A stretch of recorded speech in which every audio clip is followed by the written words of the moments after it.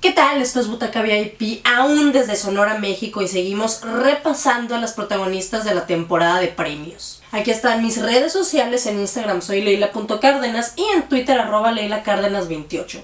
A veces escribo microensayos socialmente relevantes y a veces escribo sobre Shrek.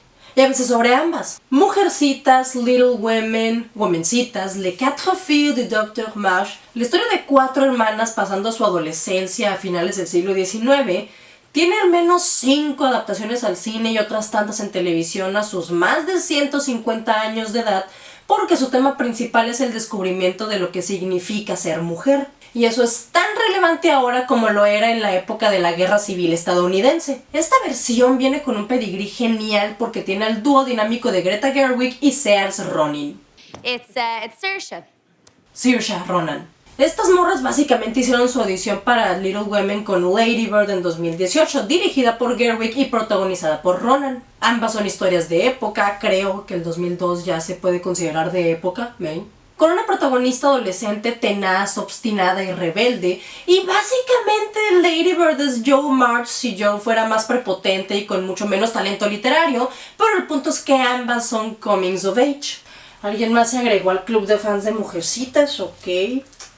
Coming of Age es el nombre que normalmente se le da a esas historias en las que los protagonistas pasan de la niñez o la adolescencia hacia la adultez y aprenden lo mucho que duele crecer al mismo tiempo. Qué coincidencia que también el propio rol de Jo funciona como un coming of age para las jóvenes promesas de Hollywood que quieren mostrar que ya pueden pasar una etapa nueva y más madura de su carrera. La Jo de Ronan es menos irreverente que otras versiones, quizá porque Gerwig trata de dividir la atención de manera más democrática entre las hermanas, y también porque tiene una estructura distinta. La historia se planta en lo que sería la segunda mitad del libro, cuando las chicas están más grandes. Lo que sería la primera parte del libro se presenta en forma de flashbacks, recuerdos de tiempos mejores.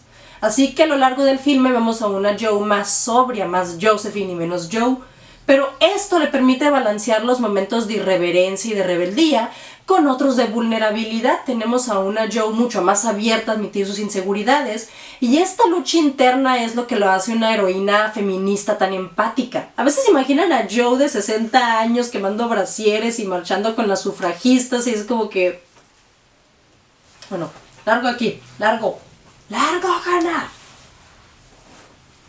En realidad, todo el elenco está de lujo. Laura Dern se tomó un break de agarrar puros papeles de perra, no, perrísima, para ser Marmee, y agrega una resignación muy característica de la maternidad. Meryl Streep es la tía March y le deja el protagonismo a los demás, pero aún así hace oro cómico con lo que le dan. Emma Watson es Meg, y creo que le han tirado mucha popó inmerecida porque pues claramente no es la actriz más fuerte del elenco, pero al menos a mi parecer sí logra transmitir esa desilusión de pasar de ser debutante juvenil a ser una ama de casa enamorada pero resignada, aunque gran parte de sus partes se podrían resumir en... ¡Odio ser pobre! ¡Lo odio! ¡Lo odio! Para ellos es muy fácil. Tienen lo que quieren, gastan sin tener que estar contando el dinero y andan bien vestidos, sin carro. Eliza Scanlon es Beth. Pobre, tímida, generosa y muerta Beth. Beth dies.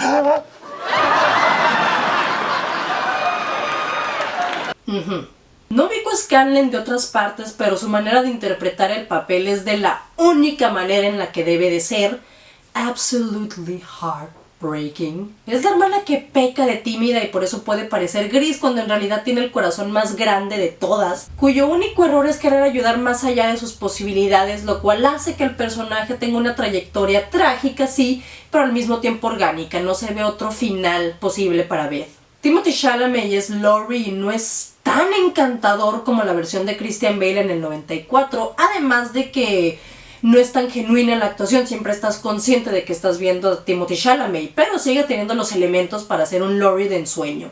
La que muchas veces está a punto de robarle el protagonismo a la mismísima Saoirse es Florence Pugh, con la mejor versión de Amy March. Ella tiene uno de los trabajos más difíciles porque tiene como 24 años y aparte de interpretar al personaje de unos 18, también lo hace de 13 y lo logra. En los libros y en otras versiones Amy es enternecedora como el resto de las hermanas, pero muchas veces le gana la odiosa. Puck toma esa actitud merecedora, pero en lugar de hacerla simplemente berrinchuda, la convierte en una niña precoz e inteligente, así que es la fuente principal de comedia. Sin embargo, aunque conserva ciertos atributos, marca una clara diferencia con la Amy más madura.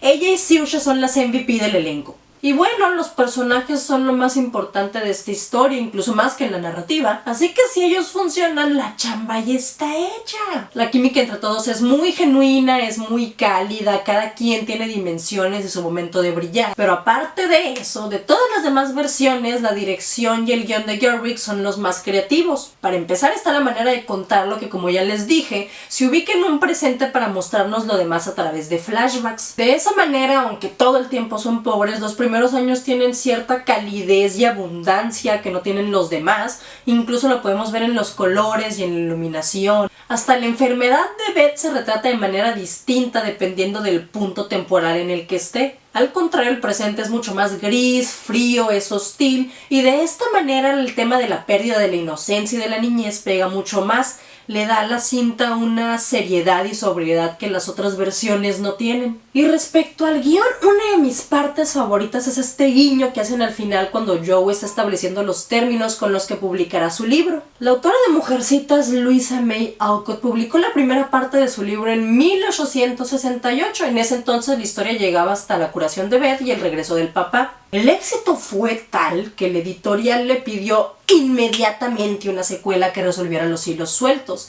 El pedo es que tanto las fans del libro como la editorial estaban presionando a May Alcott para que Joe y Lou terminaran juntos y tuvieran muchos hijos, porque no manchen, estamos en pleno siglo XIX. ¿Acaso eres lesbiana? Lo cual May Alcott tomó no solamente como una ofensa hacia su historia, sino como una ofensa personal, porque han de saber que Joe era la propia Luisa. No es un relato biográfico, pero se proyectaba ahí mismo en la historia como una mujer fuerte, independiente, que no necesitaba de ningún maldito hombre. Al final, al igual que Joe, cede y decide casarla como Dios manda, nada más que en uno de los actos más petty de la historia de la literatura. Introduce a un interés amoroso totalmente distinto, el profesor Bear, y a propósito lo hace pobre y mayor para que fuera la antítesis de Laurie. Gerwig aquí hace lo posible por hacer a la historia de amor cute y en algunas partes funciona, pero sigue pareciendo apresurado porque así es el material original. Solo que también lo resuelven de una manera muy creativa al intercalar la reconciliación de Joe y Bear con esta morra literalmente diciendo que va a prostituir a su personaje al matrimonio con tal de que la publiquen.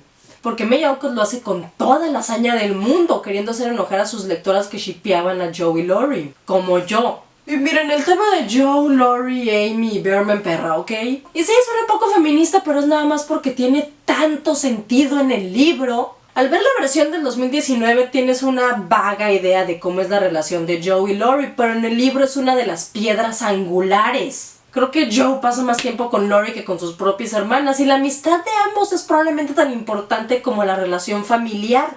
Así que no culpo a las fans del siglo XIX por haber creído que Jory era Endgame, ¿ok?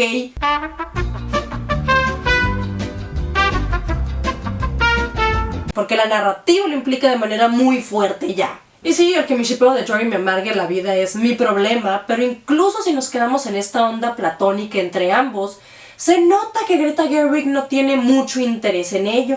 Muestra esta amistad de una manera algo superficial, seguramente para profundizar las relaciones en las que sí terminan. Y es entendible, pero no puedo evitar pensar que se ignora una parte importante del corazón de Mujercitas. Aparte de que tienen a Timothy y a Saoirse, que ya han demostrado que tienen buena química en ¿dónde más? En Lady Bird.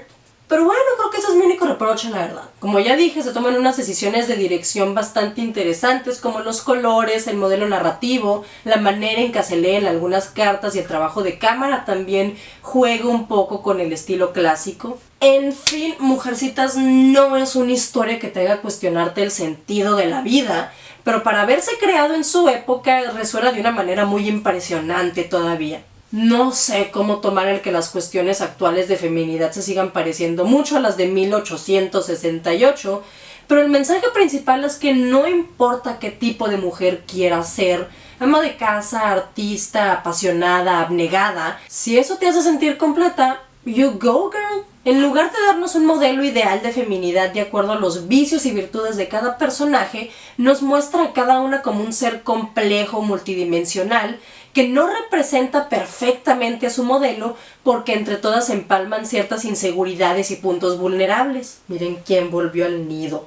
Y no es una historia solo para mujeres, cualquiera puede disfrutar y entender el mensaje de Little Women, pero tiene tantas cosas que son tan intrínsecas a la experiencia social y cultural femenina que me parece una vista y una lectura imperdible para cualquier niña que quiera encontrar su lugar en el mundo y cualquier mujer que quiera recordar que es válida tal y como es. Esto es todo por hoy y recuerden, vean cine y háganlo siempre, siempre desde su butaca VIP.